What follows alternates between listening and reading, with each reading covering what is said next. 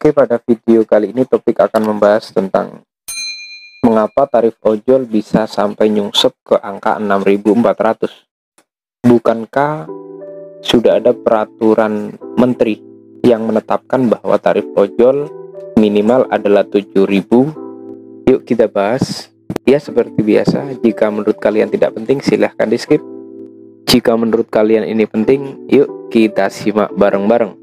Tentu hal yang pertama yaitu mengapa tarif ojol sampai turun ke angka 6.400. Yang pertama karena persaingan antara aplikator guys, yang saling banting harga untuk mendapatkan banyak customer, untuk mempertahankan customer.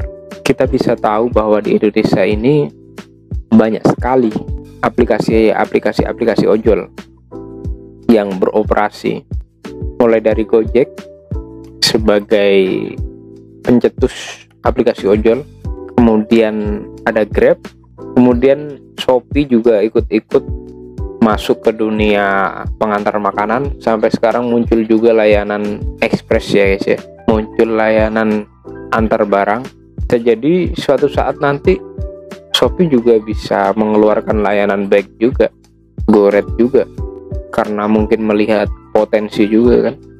Kemudian selain itu ada Maxim, InDriver, dan banyak aplikasi-aplikasi yang lain yang beroperasi secara lokal di wilayah-wilayah tertentu, seperti Bonceng. Kalau di Jogja itu ada Jogja Kita dan lain sebagainya.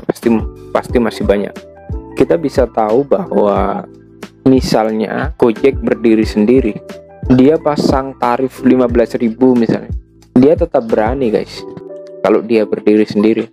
Tapi karena ada persaingan pasar bebas, memunculkan persaingan antar aplikasi ini, apalagi awal-awal pasti butuh rintisan mengenalkan kepada masyarakat, sehingga dia berani bakar uang untuk promosi dan untuk menarik driver, diberikan insentif tinggi. Ya, kita bisa tahu bagaimana Grab zaman dulu bonusnya bisa sampai 200.000 guys awal-awal. Ya, karena persaingan itu. Sebenarnya kalau dibilang Gojek 6.400 jarak maksimal 2 km bisa dibilang nggak layak guys. Dengan kita juga harus menunggu makanan kadang lama sampai 30 menit sampai 1 jam, bahkan lebih mungkin ya. Tetapi karena ada yang lebih tega lagi menerapkan sampai 4 km 6.400, ya karena kemarin ada demo, ada desakan, jadi kemudian dibikin 6.400 nya sampai 3 kilo kalau nggak salah, saya lupa. Karena ada yang lebih parah sehingga Gojek terlihat agak manusiawi gitu ya. Kita bisa bayangkan guys, dengan turunnya tarif itu kemudian alokasi dananya itu digunakan untuk promo, untuk mencari customer baru, untuk mempertahankan customer, untuk memperbanyak orderan. Bayangan perusahaan seperti itu memang. Saya membayangkan misalnya Maxim itu bisa mencapai transaksi yang tinggi seperti Grab, bisa mencapai transaksi yang tinggi di Asia Tenggara. Bisa jadi aplikator-aplikator yang lain juga ikut menyamakan tarif mereka dengan Maxim, dengan tarif murah hanya 3.000 kalau nggak 4.000 itu untuk pengantaran makanan. Tapi ya jangan sampai guys.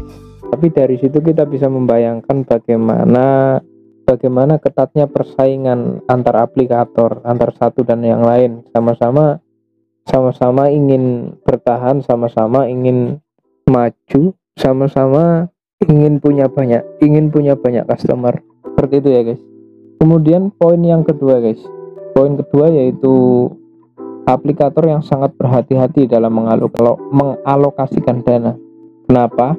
Karena dulunya yang sudah bakar uang, sudah mengeluarkan promo sampai hutang banyak banget.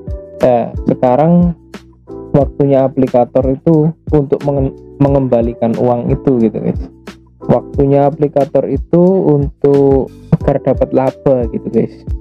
Seperti yang sudah diungkapkan oleh CFO Grab atau Direktur Keuangan Grab, dia bilang bahwa kami berencana untuk berhati-hati dan disiplin dalam mengalokasikan modal karena kami menggandakan peluang pertumbuhan jangka panjang dari sesuai permintaan periklanan dan layanan keuangan kami. Jadi jelas lebih berhati-hati ya guys ya dalam mengalokasikan modalnya. Dan kita tahu ya, perusahaan pasti menganut sistem kapitalis, dan yang jelas kapitalisme yaitu mencari untung sebesar-besarnya dan pengeluaran seminimal mungkin. Seperti itu ya guys ya, lebih mudah dipahaminya seperti itu. Ini poin yang ketiga memang agak kompleks guys, karena berkaitan dengan regulasi pemerintah, payung hukum. Apakah sudah ada aturan pemerintah yang mengatur tentang tarif ojol? Ya, kalau kita melihat peraturan Menteri Perhubungan nomor 12 tahun 2019 tentang perlindungan keselamatan pengguna sepeda motor yang digunakan untuk kepentingan masyarakat, ojol masuknya di sini guys. Di sana disebutkan bahwa biaya minimal dengan rentang biaya jasa antar itu 7.000 sampai 10.000 tergantung zonanya guys ya. Ada zona 1, zona 2, zona 3. Kalian pasti sudah tahu lah. Kalau masalah ini nggak usah dibahas terlalu jauh. Ternyata memang ketentuan tarif 7.000 ini itu hanya berlaku untuk penumpang guys ya. Jadi untuk pengantaran makanan itu tidak berlaku guys. Makanya pihak aplikator berani mempermainkan tarif untuk pengantaran makanan guys. Seharusnya dalam negara demokrasi antar ketiga bagian, yaitu negara, civil society atau masyarakat, dan market atau perusahaan, itu sama-sama saling menguntungkan guys. Harusnya loh guys ya, dalam negara demokrasi. Jadi misalnya nih, ada perusahaan yang beroperasi di negara Indonesia dengan sistem yang baru, dengan teknologi yang baru, dengan menggunakan sistem internet seperti taruhlah contoh ojol ini ya, dengan sistem yang baru, transportasi yang baru, modern, dengan menggunakan teknologi yang baru. Seharusnya negara itu siap untuk memberikan regulasi, payung hukum yang benar-benar real gitu guys. Jika negara itu sistemnya sehat, maka kita bisa bayangkan bagaimana saling menguntungkan.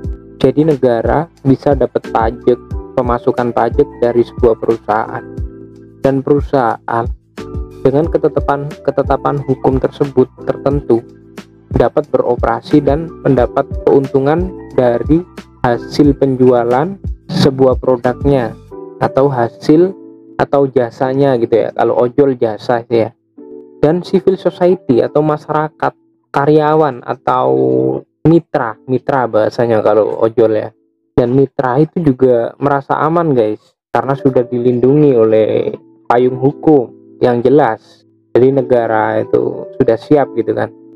Jadi sebagai mitra itu merasa tenang, ada jaminan hukum dengan tarif yang sudah ditetapkan oleh pemerintah dan lain sebagainya gitu ya. Kita bisa bayangkan ya, jika aturannya sehat loh gitu. Semua diuntungkan guys. Enak sebenarnya. Tanya dari teman-teman kemarin, banyak yang demo kan di berbagai daerah, mulai dari Jakarta, Surabaya, Jogja, Semarang, dan luar Jawa banyak banget. Iya kan, ojol-ojol kemarin sempat demo kan, banyak banget kan. Tuntutannya kan itu tuntutan payung hukum. Kita bisa bayangkan ketika payung hukum ojol itu jelas, keuntungannya salah satunya kita itu ya tidak disuspend atau di PM secara sepihak oleh aplikator. Jadi aplikator tidak semena-mena memperlakukan driver seperti kacung guys, karena udah ada aturan dari pemerintah. Yaitu salah satu bentuk kecil dari fungsi dari regulasi, fungsi dari payung hukum kayak gitu guys. Kita bisa bayangkan ya. Saya kurang suka dengan celetusan Instran. Instran itu kepanjangannya Institut Studi Transportasi guys.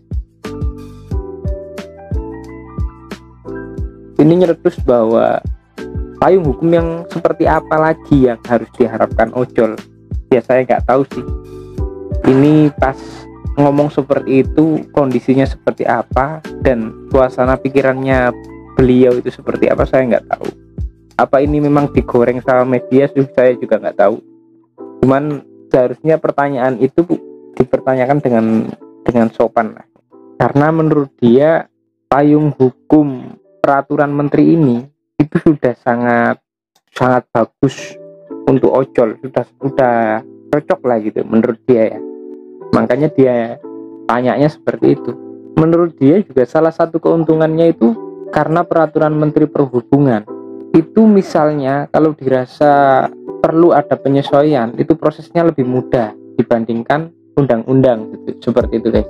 Tapi ya kalau menurut saya nggak nunggu di demo dulu lah baru bertindak. Harusnya namanya aja Institut Studi Transportasi, harusnya riset lah di lapangan seperti apa.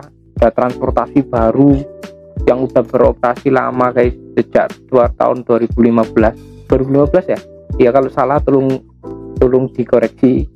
Ya harusnya inilah ada riset, ada tindakan seperti apa toh jalannya ojol itu kan, harusnya seperti itu, nggak nunggu di demo dulu gitu. Tapi ya nggak apa-apa sih, untungnya kemudian diambil perwakilan 20 orang untuk menghadap dan berdiskusi untuk mengevaluasi peraturan menteri ini guys. Ya apapun hasilnya semoga lebih baik lah untuk kawan-kawan ojol, untuk melindungi kita ini, dan tarifnya semoga bersahabat ya guys ya. Oke, mungkin seperti itu aja dulu dari saya, semoga bermanfaat bagi kalian. Jangan lupa pencet tombol subscribe nya guys, cepat. Terima kasih.